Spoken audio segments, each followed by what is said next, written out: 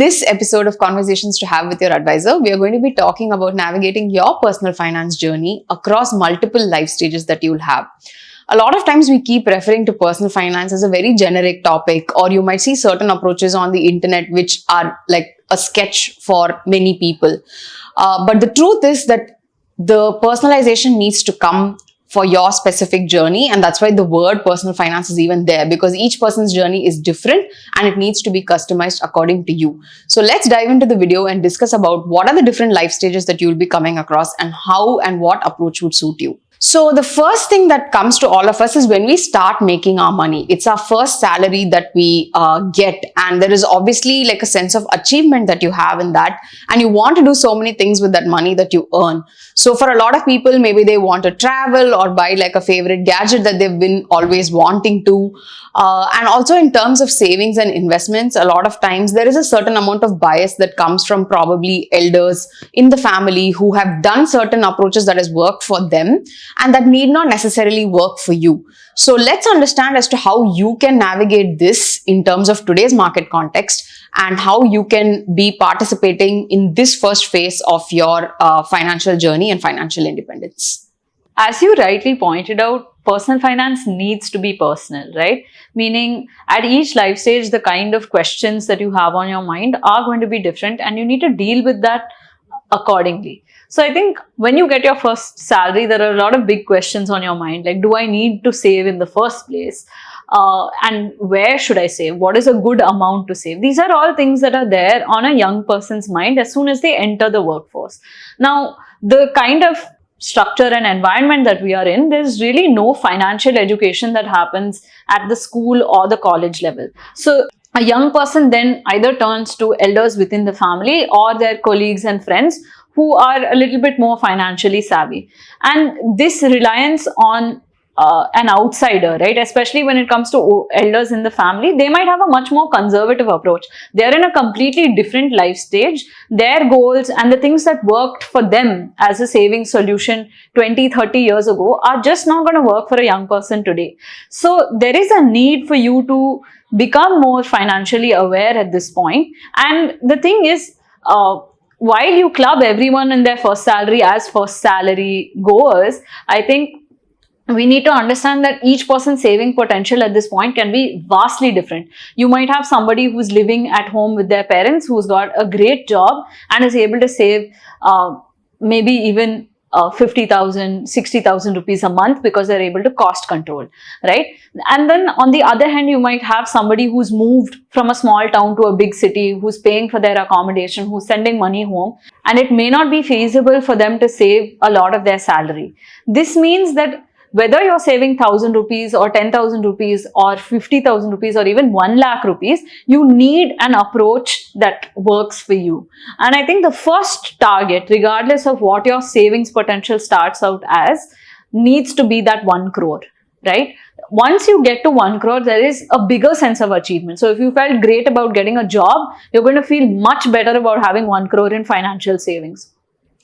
It also gives you a sense of financial security because that first crore opens up a lot of optionality, right? So people who are complaining about their careers, who are not sure what they want to do, who want to pursue higher education or switch fields, this amount to lay back on can really give you that confidence to take that step forward.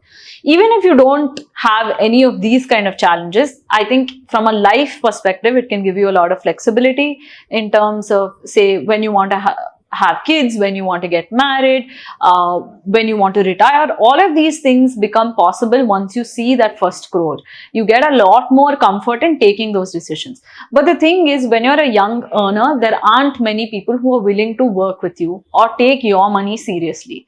And I think this is where we have tried to fill in the gap as an organization with certain programs that are oriented towards young savers, helping small investors think big.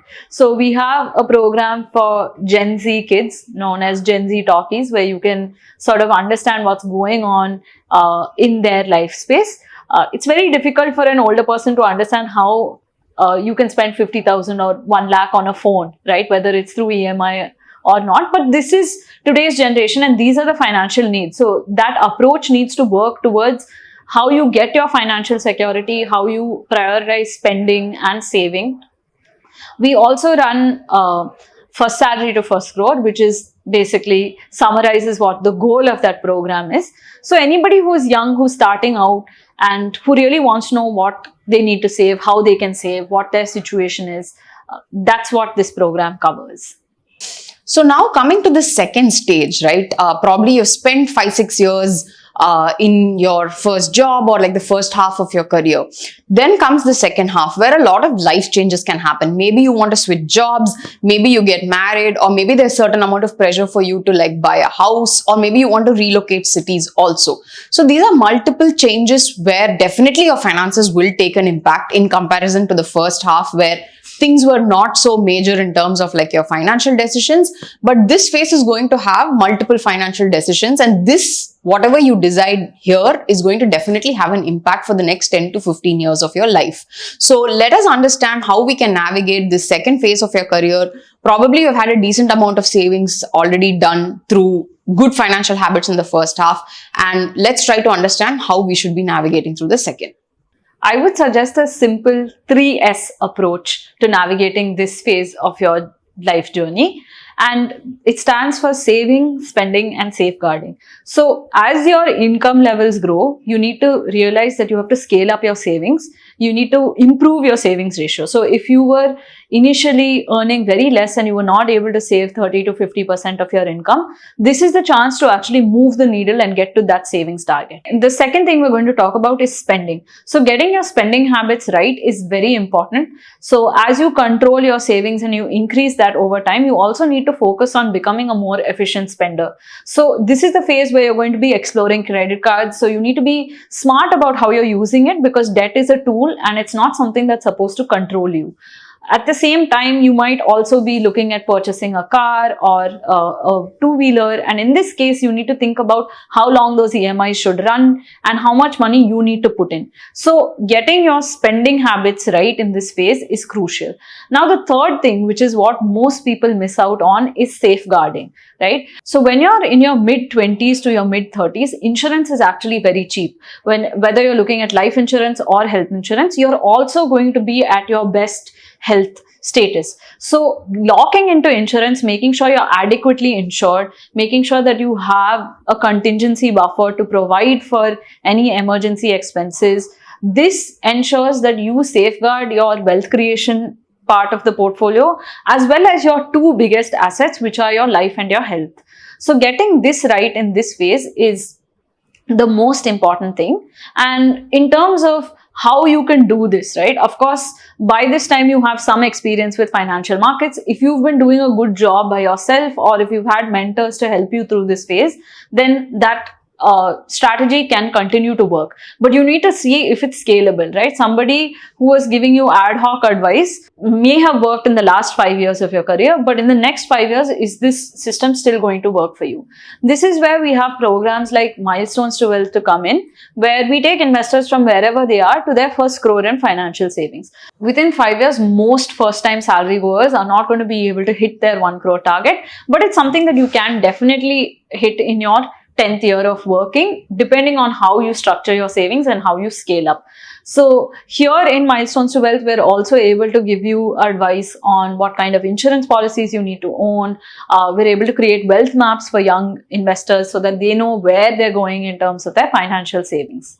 Now that we have done discussing the early career path, let's move on to the midsection. The midsection is going to be a crucial phase both in your career as well as your financial journey.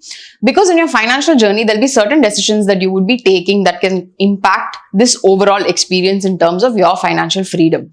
So for certain people, there might be different priorities, but you might have also had the opportunity to realize that 1 crore and have that as your savings.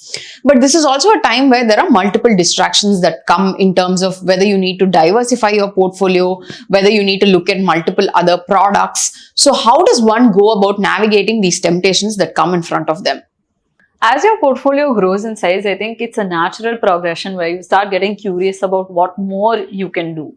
So adding different products. So if you were predominantly a mutual fund investor, then you might look at opening a demat account. You might look at adding some stocks or ETFs into your portfolio. You might also be exploring managed solutions, because I think at this point, you'll start getting a lot of calls from wealth managers about whether you want to open a PMS account or an AIF account, or whether you want to buy a certain bond, etc. So I think this is the phase where you're going to get a lot more exposure to different financial products, and you would also have the experience to sort of understand and analyze these things, because you've been in the markets for a while. Now, if you're a first-time investor in markets at this point, then you need to be a lot more selective, because you don't have that experience of ups and downs, and you've not really seen a cycle. So at this stage, I think the most important thing that an investor can do for themselves is to be aware of their risk appetite.